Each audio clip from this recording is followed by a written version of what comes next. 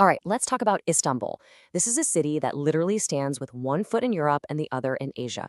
It's just incredible. Today, we're going to dive into this city through the eyes of travel writer Karen Rivers to get her unique take on a place she really knows and loves. And this quote from her really gets to the heart of it all. Istanbul isn't just some spot on a map. It's a living, breathing paradox. It's a place where ancient history and this super vibrant modern life, they don't just exist next to each other. They crash into each other in the most fascinating way. So here's our game plan. First, we'll look at its one-of-a-kind geography. Then we'll explore the waterway that is its lifeblood. We'll zip through its incredible history, feel the rhythm of the city today, and then we'll wrap it all up with Karen's final thoughts. Okay, first up, this whole idea of a city on two continents. And I mean, that's not just some poetic nickname. It is a literal geographical fact, and it shapes absolutely everything about life there. This is the ultimate meeting point of East and West. Think about this. Istanbul is the only city in the entire world that straddles two continents. So you've got the European side, which is home to the historic old city and all the big financial hubs. That's where all the action is, right? But it's also more expensive. So a lot of people actually live over on the Asian side, which tends to be a bit quieter and more residential. And when you're a city this unique, you're going to collect some pretty amazing nicknames over the years. People have called it the Paris of the East, the City of the Seven Hells, and my personal favorite, which just says it all, the crossing point where East meets West. Now, let's zoom in on the city's geographical heart, the Bosphorus. And really, it's so much more than just a strip of water. It's the city's main artery. It's its lifeline.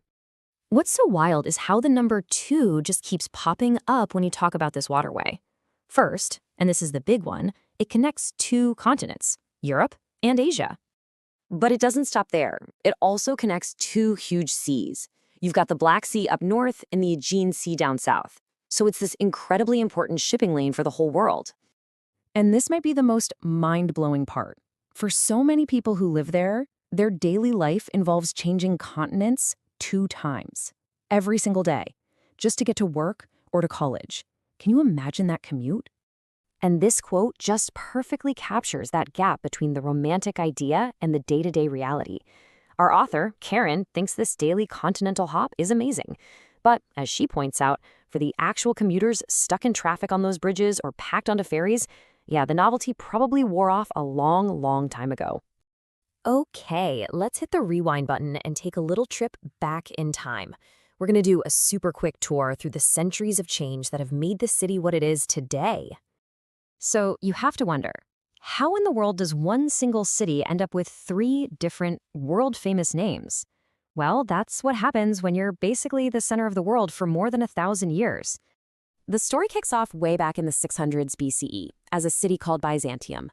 Then, in 330 CE, the Roman Emperor Constantine decides to make it his new capital, and, no surprise, renames it Constantinople.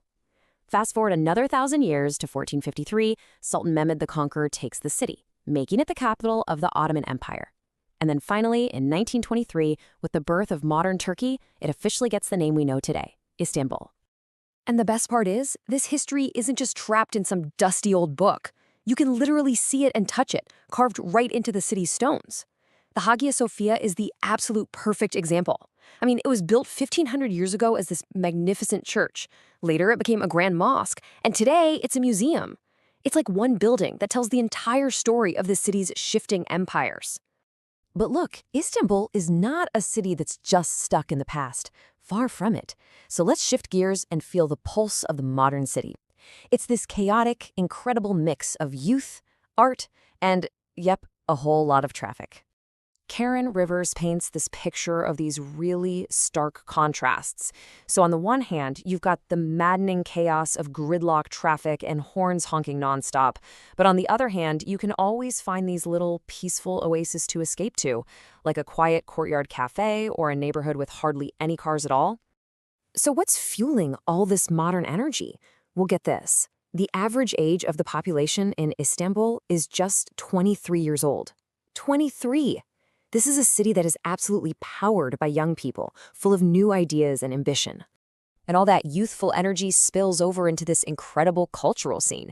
We're not just talking about ancient history here. The city has a fantastic modern art museum, it hosts major international film festivals, music festivals, theater, you name it. It's a city that's busy creating new culture, not just preserving the old stuff. All right, so for our final section, let's get some real talk, some personal recommendations from our traveler. Where should you actually go, and what should you expect to feel when you're there? Okay, when it comes to shopping, Karen has a very clear favorite. She's not a big fan of the modern shopping street, Istiklal Avenue. She feels like it's just filled with the same international brands you can find anywhere in the world.